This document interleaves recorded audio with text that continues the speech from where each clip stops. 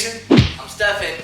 This is Tennessee Mountain Homestead, and today we're going to reassemble the wheel horse tractor. The last couple days we did a pulley swap and we did these belt guides. Now we're going to reassemble it, and the purpose of this video is to showcase anything we have to modify to put it back together, and also a speed test. So we just finished putting the belt guides back on this thing. I took them off like I said I was going to do yesterday, and I added gussets to all the tabs, and we took off the tabs on the engine, ground them down. I made them double thick. I welded some tabs to the back and then re-tapped the holes for 1/4-20, so that way the screw had about the thickness of an actual nut to bite into. Now there's 1/4-20 machine screws on there with lock washers. Everything's tight. And now, before we cover it up, I wanted to show you all that. So we're gonna go ahead and put the seat pan back on the tire, and we're gonna take this thing outside and test it out. We just put the back tire on this thing, and before we close this thing up, I did want to say one more thing, is that first of all, the brake does in fact work with that belt guide there. It's actually better because it can't come back like it used to flop all the way back. Now it works just fine.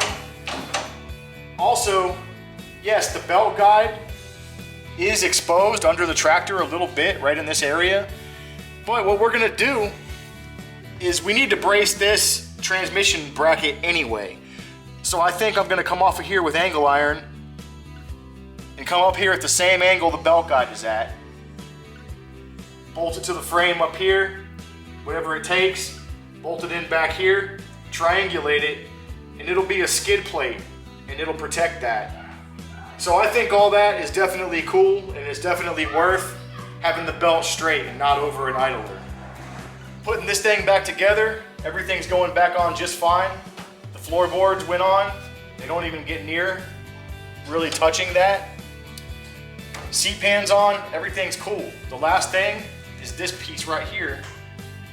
And if we put it where it's supposed to be, lined up on the deck, on the seat, the only thing that hits is this 90-degree where the belt used to ride. So I'm gonna take this and just chop it off. And then this cover should go right on over. I might have to take a little bit off the front right here too. Can you see in here?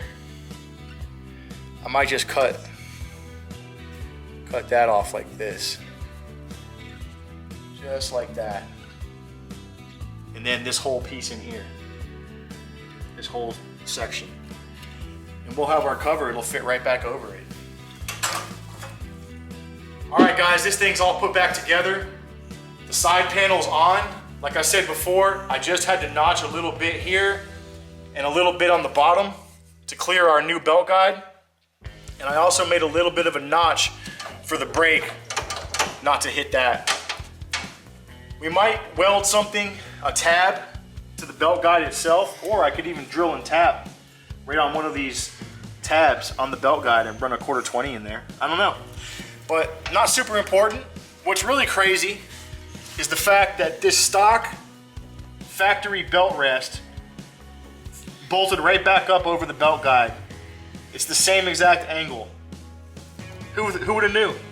Anyway, we're gonna take this thing out now for its maiden voyage with the pulley swap. Only problem is it's dark outside. We're still gonna send it. We're gonna go try it out because we can't just let this thing sit in here.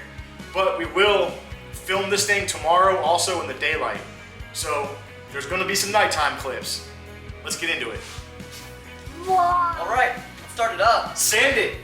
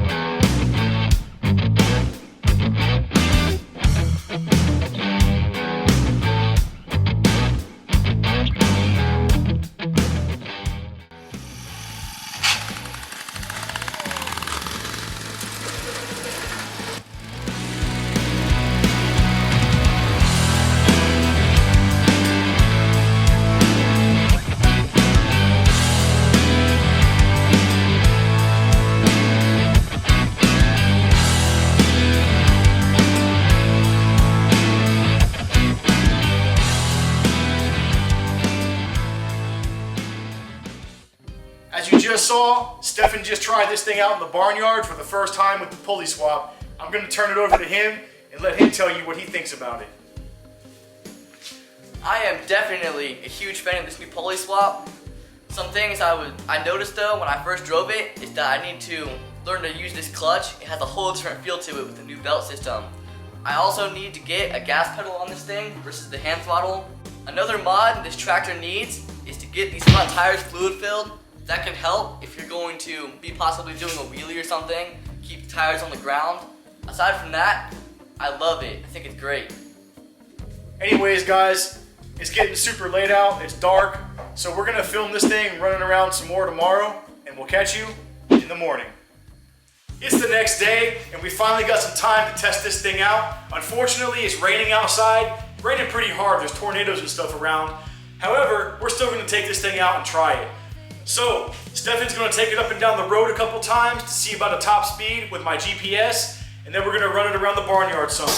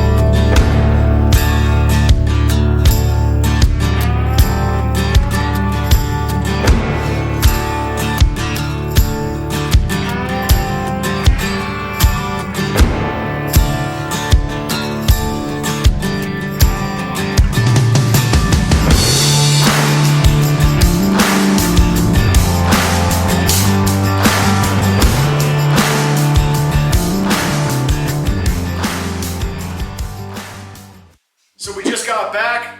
Steffen took this thing down the street. He got to about 15 miles an hour. Now that sounds pretty slow, but in reality, it's like 3 times faster than this thing went before.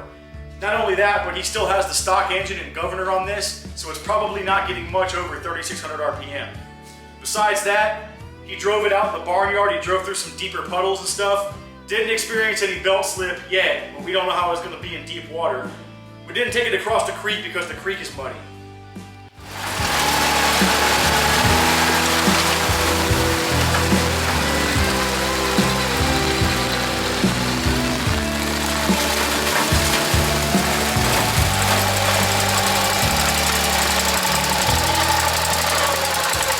This tractor is just one more step closer to becoming a full-on mud mower.